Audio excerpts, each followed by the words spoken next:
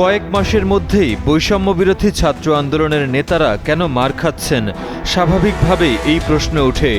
গত এক মাসে বিভিন্ন গণমাধ্যমে প্রকাশিত সংবাদে দেখা যায়, রাজধানী ঢাকা ছাড়াও দেশের বিভিন্ন স্থানে বৈষম্য বিরোধী ছাত্রদের উপর অন্তত ৭টি হামলা মারধরের ঘটনা ঘটেছে।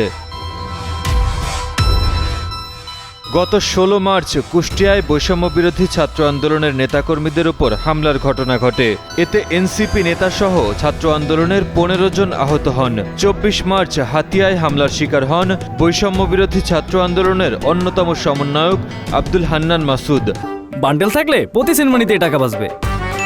বিকাশ সেনমানি বান্ডেল কিনে জিতুন প্রতি লেনদেনে। সে সময় তিনি নিজের ফেসবুক পেজে দাবি করেন, হাতিয়ার জাহাজ মারাতে বিএনপির নেতাকর্মীরা এ হামলা করেছেন।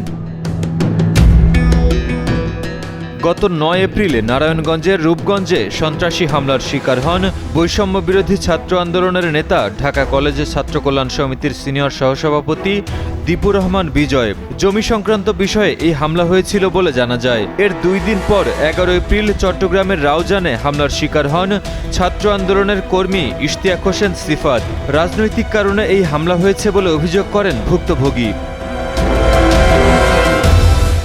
১৪ এপ্রিল রাজধানীর মিরপুরের রূপনগর থানা এলাকায় হামলার শিকার হন ছাত্ররা।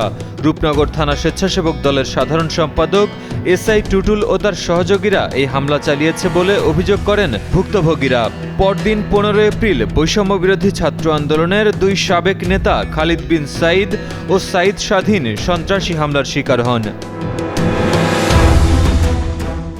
সবশেষ গত ১৭ এপ্রিল চট্টগ্রাম নগরের উত্তর কাট্টলীর আলহাজ মোস্তফা হাকিম ডিগ্রি কলেজে ৩ দফা হামলার শিকার হন বৈষম্য বিরোধী ছাত্র আন্দোলনের নেতাকর্মীরা।